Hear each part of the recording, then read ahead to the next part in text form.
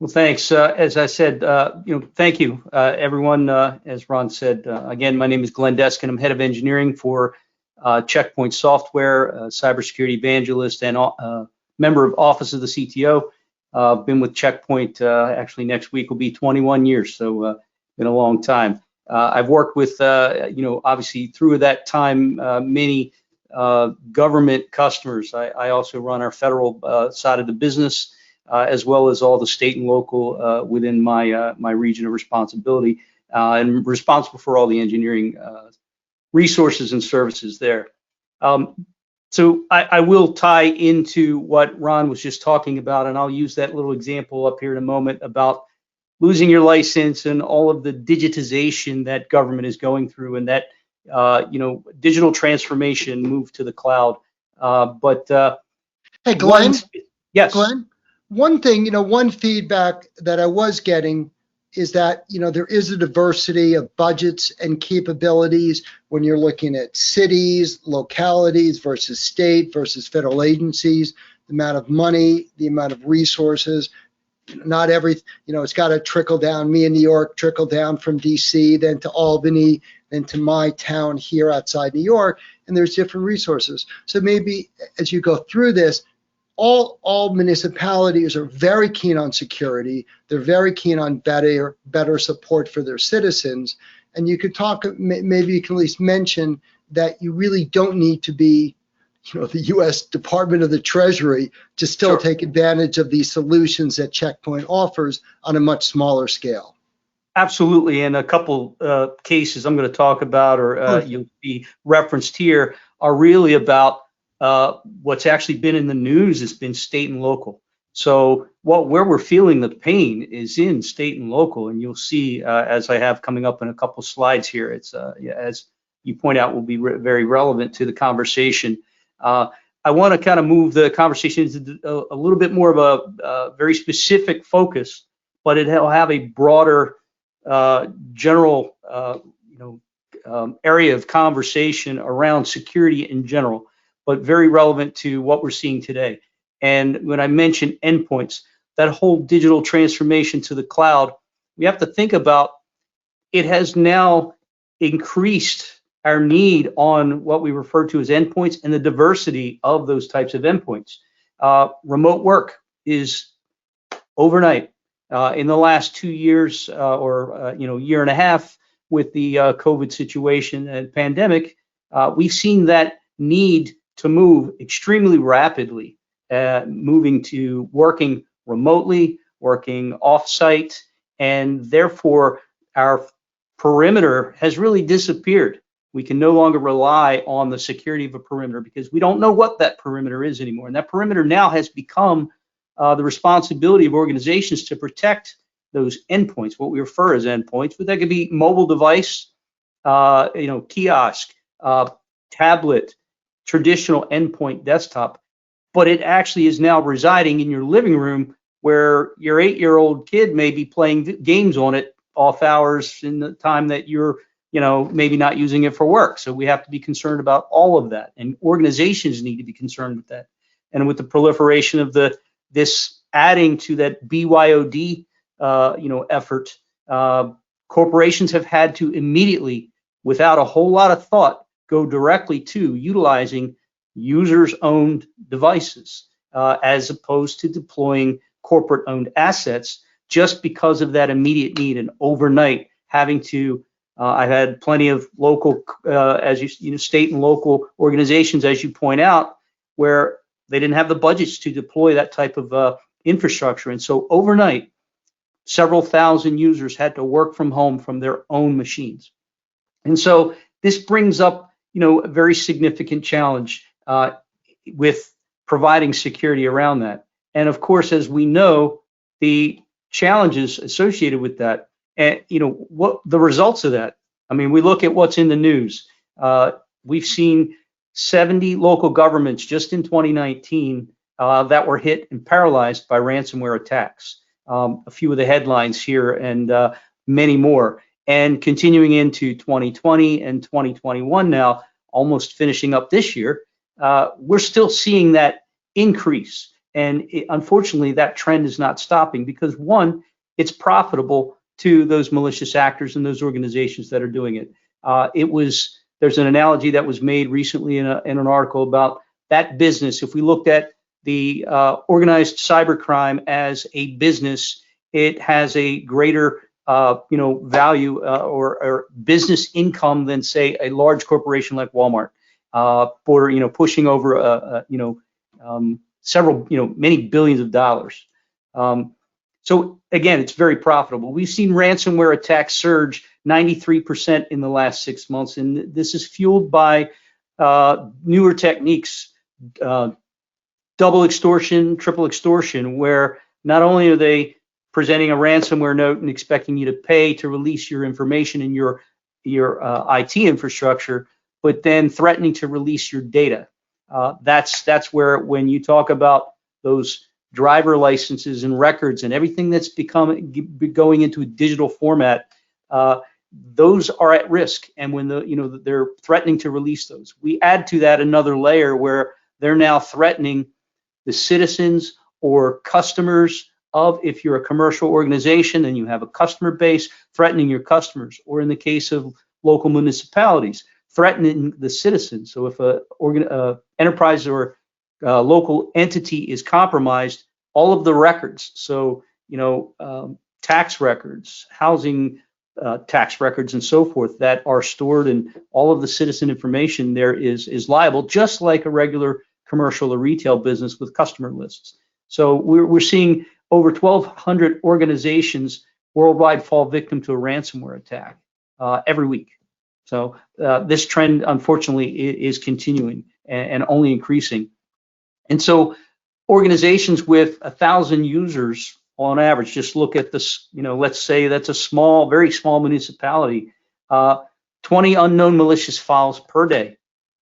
And that seems very small, but when we multiply that out, days of the year, et cetera, and the size of your IT staff, and for every one of those incidents, when we put it in that terminology we spoke of earlier, detection versus prevention and so forth, which we'll talk a little further about, that becomes very difficult, and you would certainly need additional tools, as we're spoken about earlier today on our presentations, to analyze that and look at that. But it becomes a very daunting task. If you had to look at that and multiply that out of the number of incidents, it becomes very overwhelming. And larger percent of these are simply documents. So if we look at the attack vectors for malicious files in the United States in the last 30 days, we look at the attack vectors of web and email as being the top attack vectors. So if ransomware is a result of phishing and attached documents via email being the top in the United States here, and across all industries, actually, email is the number one. But across, of course, government agencies and municipalities, we see a little bit more in that web space. So actual downloads through SaaS applications or phishing links that are to what would be normally perceived as legitimate SaaS applications. The proliferation of Office 365 and other move to the cloud, as we've talked about in the presentations today, that digital transformation to cloud services, and users are getting fooled into accessing these resources when the reality is they're malicious links that then have downloads associated with them that provide that malicious information or malicious documents. So that being a number, our top vectors for attack of most organizations. So if ransomware is the number one, so I'm kind of putting this chain together. If ransomware is, if not the highest threat, and the number two vectors here are web downloads and email file and attachments, we start to see where we need to focus our efforts from a security point of view. Just a quick little example of some of the top files of attachments, a lot of executables, okay? That's, understood, and we have technologies like Sandboxing that do a pretty decent job, not perfect, but do a decent job protecting against things like that, emulating those and either blocking, or just generally speaking, we block executables through email. That's a normal thing. Sight unseen, there should be no EXEs being sent through emails. But the challenge is Excel spreadsheets, PDF files, rich text files, Word documents, those are things we legitimately send through mail as a normal course of business. And then if we look at, in the United States within the last 30 days, specifically around government, we see that shift there. It's actually PDF files. I'll point that out because there's a reason for that we see a trend in. As we see that executables actually kind of move down in the number of incidents and the types, the file types in terms of priority there. So docs and PDFs as we see there. This is a key thing that most of you guys are probably aware of. If not, we will talk about it here a little bit. But along with, the recent presidential executive order implementing or stating that providing directive for implementing zero trust prevention, technologies to secure our infrastructures. There's some very specific things that are also happening in addition to that. So there's a directive from Office of Management and Budget that this happened in 2019 that stated that they want the government to move to a paperless government by 2022, by the end of 2022. There are very specific stipulations within that. It's not a all or nothing, but there are certain requirements for certain amounts of information to be digitized, scanned in, and readily available in electronic format. So if we think about that, my previous slide being PDF documents being one of the #1 attack vectors in that environment. And if we're sharing these among citizens, among the government agencies and divisions and municipalities, federal to state and local, in general, that's going to increase our threat surface in a significant way.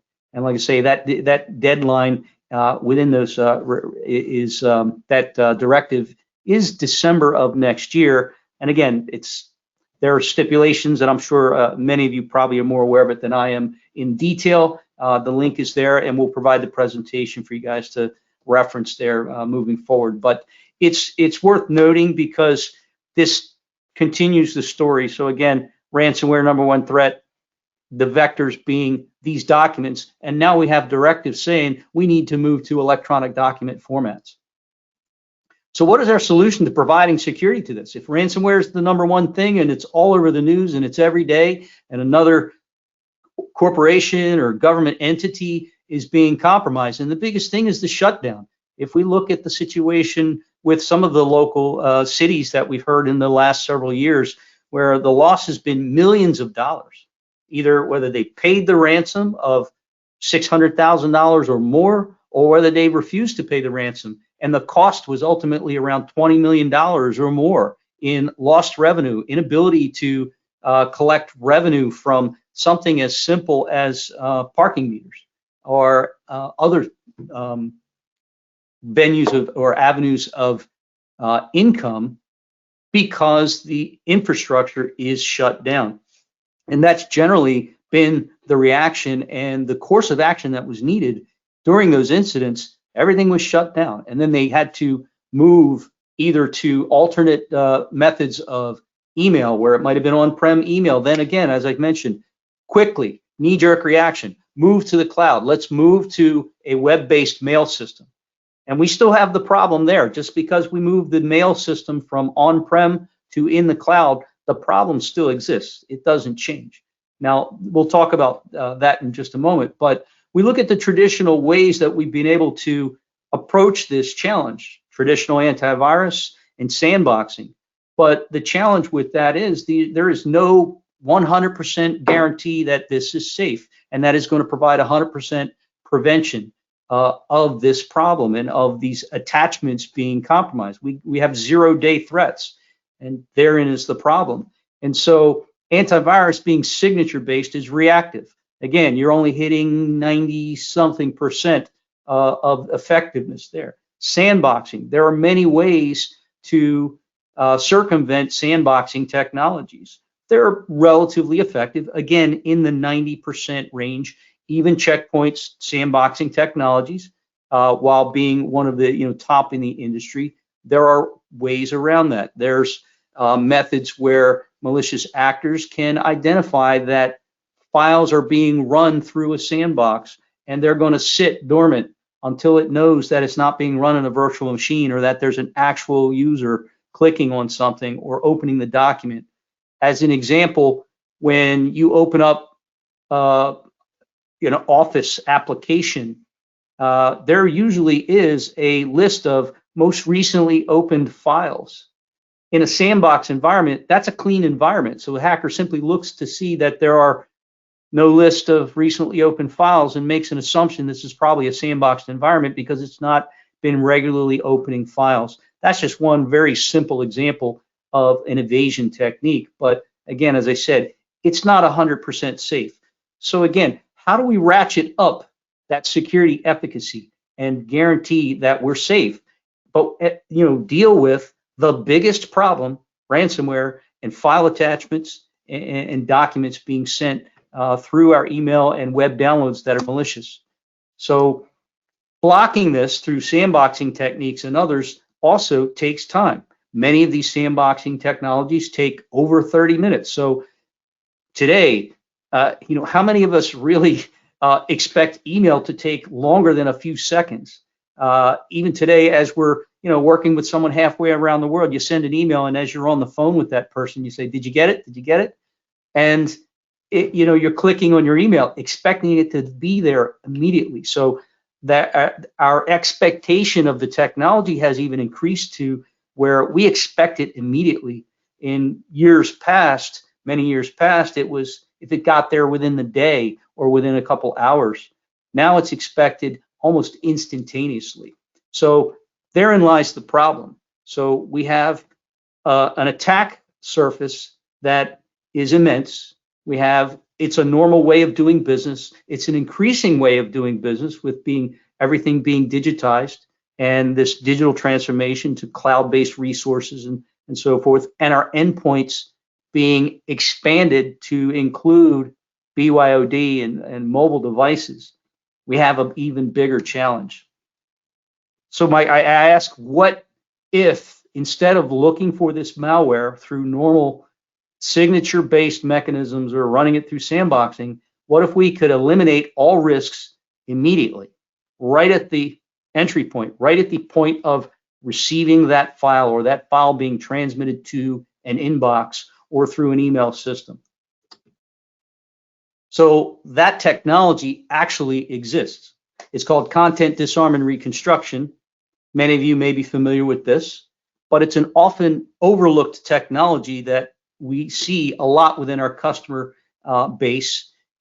Checkpoint has a technology called threat extraction. That is our productized name for this technology, but the industry term of content disarm and reconstruction. And the whole concept of providing clean, sanitized documents directly to the end user. So we have both a clean mode and a convert mode. So in line, as you receive, let's say, a Word document, that file the administration can choose to deliver that to the end user in the same Word document, cleaned and sanitized, and still in a Word document.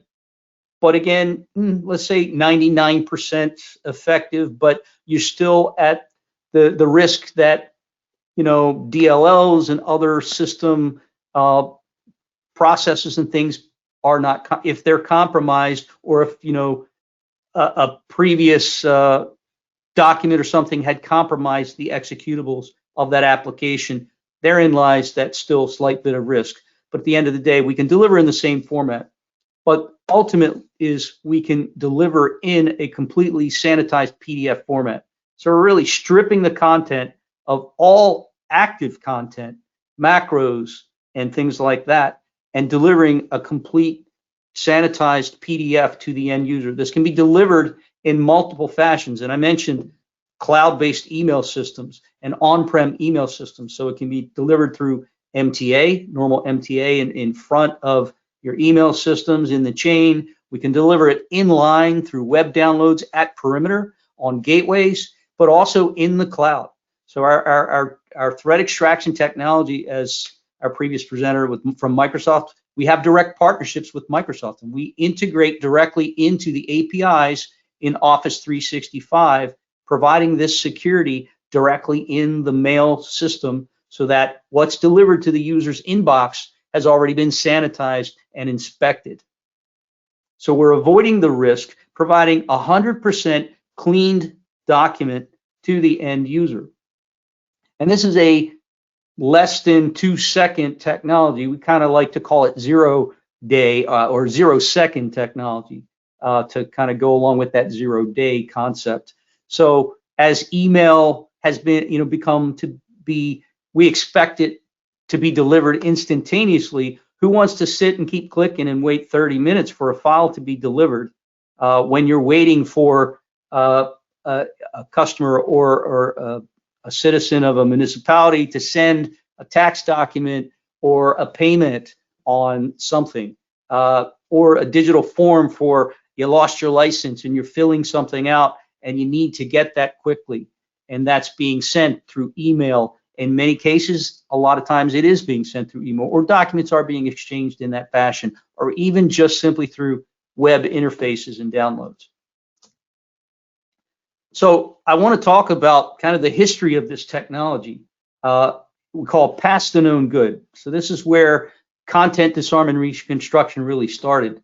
And in 2014, the NSA presented a topic at RSA, a large security conference there that we're all familiar with, that in 2014, they talked about this technology of past the known good, which their development, their own internal security mechanisms. And coincidentally, Checkpoint was also there presenting our threat extraction technology. It was the first year of release of our threat extraction product, which is this CDR, content disarm and reconstruction. And we met up with their presenters, and they recognized that we had this technology and that we were at that time many years ahead of the rest of the industry in providing this. But they look at this as 100% security. In their eyes, this is the most effective way to provide security at that time, and then moving forward, even today. The story has obviously gone to, it's even more important as ransomware and the file delivery mechanism has become the #1 attack vector. Then how do we attack that problem? And again, prevention versus detection. I know we spoke a little earlier in today's sessions about that, but it needs both, right? So there are needs for the detection, but Ron talked about costs and how this impacts local municipalities who don't have the large-scale budgets of federal government agencies. It doesn't have to be a large-scale budget item, but the idea is if we prevent most of these types of attacks, so if we can prevent 90-some% of our problem being ransomware, or I won't say 90% of our problem, but we've seen that increase this year and in last year as being one of the top, if not the top issue. There are certainly many of other types of compromises and security incidents out there. There's where we need those other detection and analysis and threat hunting capabilities for sure. But if we can prevent the majority of it, we decrease the need for our small security staffs to have to search and deal with each of these incidents. So I talked earlier about 20 files per day times the number of business days throughout the year. If you had to search down every one of those incidents, that becomes an overwhelming challenge for an IT staff of, say, 5 at a small local city municipality, who they kind of provide multiple, or they wear multiple hats. They manage the security, but then they also manage the regular desktop environments as well. So again, the shortage of staff, and that directly translates to cost. So more cost effectiveness by preventing this #1 type of attack vector right from the start. So just to give you a little bit of an idea of how this works.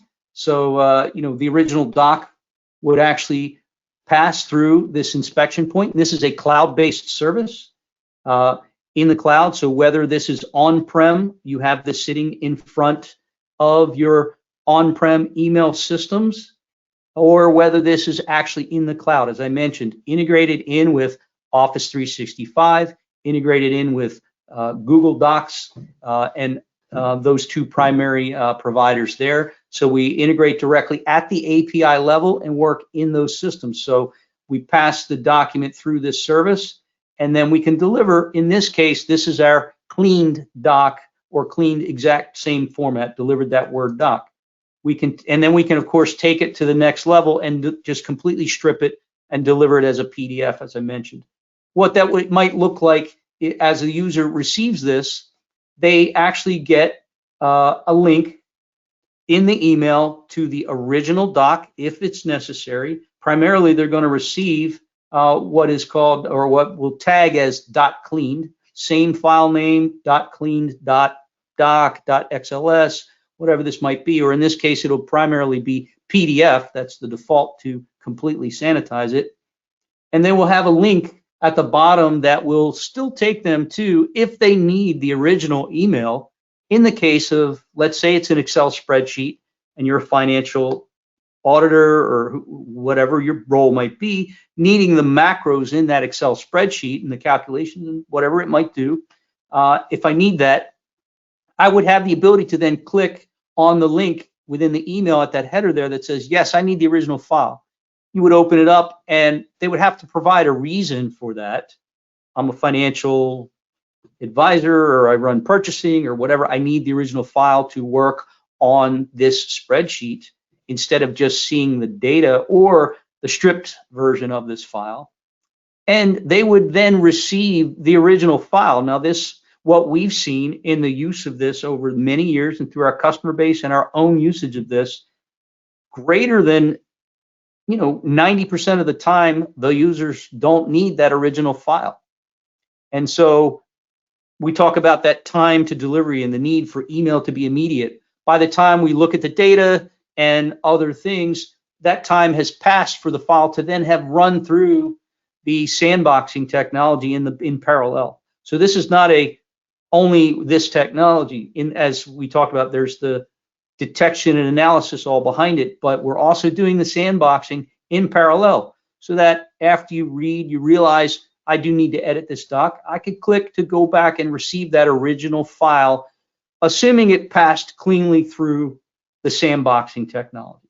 Otherwise, they would get a message saying this file has been deemed to be malicious and please contact administration and other information about that. But the idea would be, we're delivering completely sanitized content right from the get-go and eliminating the threat right off the start. So as I said, that click link at the bottom of the email, and then that would take you to actually download the original file. I'll talk about a little bit a case study that this was one that actually took place. We don't, obviously no names of organizations, but this was actually a military contractor, and they actually were going to a conference, maybe not unlike this one, and as Ron had posted some PDF files for everyone here today, and you'll all get copies of our presentations probably through PDF files, which hopefully are all safe. But as you're receiving PDF files for normal courses of business like this, this organization in this case was tricked into believing that this was a document that was needed for this conference, and they were clicked on the document, which actually contained zero-day malware, which then proceeded to wreak havoc within their organization. And you could put that story anywhere within any organization, within any government agency, within any state and local municipality. In the commercial space, we recently had a customer where we did a proof of concept of this technology in a demo. We set it up, and it was actually installed and activated in their cloud email system in O365, and it was activated within minutes. And throughout that next day or two, that company was preparing documents for an IPO and sending documents out to their investors. It turned out that this technology caught that document as malicious. It had actually zero-day malware in that document that could have potentially infected their entire investment business partners. And so that obviously would have been extremely catastrophic. So in that particular case, that could have been the ruin of a specific company. or the future of that company. In the case of state and local municipalities and government agencies, we just look at the cases over the last couple of years. They were taken offline for days and even months. Some of the systems were taken offline for that long, and that time to recover is a huge cost. So if they had this technology, as I mentioned, it would have run in parallel through both what we call threat emulation or our sandboxing technology, but then also through the threat extraction technology. They would have received that same PDF, but it would have been guaranteed 100% clean because it's simply recreated from scratch as a PDF and delivered, not as a Word doc. And they would have had, obviously the option to receive the original, but in this case, they only need the PDF. So they would have been obviously secured and not impacted by this situation. Another use case that will be worth mentioning, because I have a large financial, one of our customers that has implemented this, and this service is also offered as an API. So when we talk about cost, Ron mentioned it's very costly to implement a lot of this. This can be implemented as nothing more than an API. We have a large financial that receives thousands or tens of thousands of resumes every year for employment. They're one of the very large top financials and receiving employment resumes and things. So if we think about that, as I said before, do we need the Word doc that has all the macros in it sent by an unknown user? What if that user's a malicious actor posing as a potential employee? Who knows? But we don't need that document. We simply need the text version of that information. So you would be able to then totally sanitize all of that unknown content coming in. You need to receive it for employment applications or the resumes of potential employees, but we don't need the active content that goes along with that.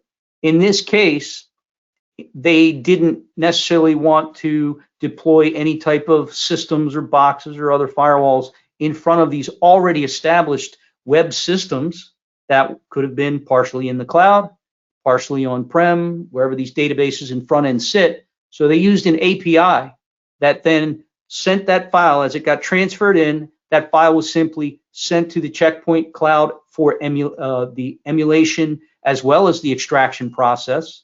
Sanitized the files. They were delivered back into that web hosting environment where they were put into a sanitized directory and provided to their HR department in a clean directory that they could access and be 100% guaranteed that those documents were safe and they had no worry of being exposed to those malicious files or potentially malicious files.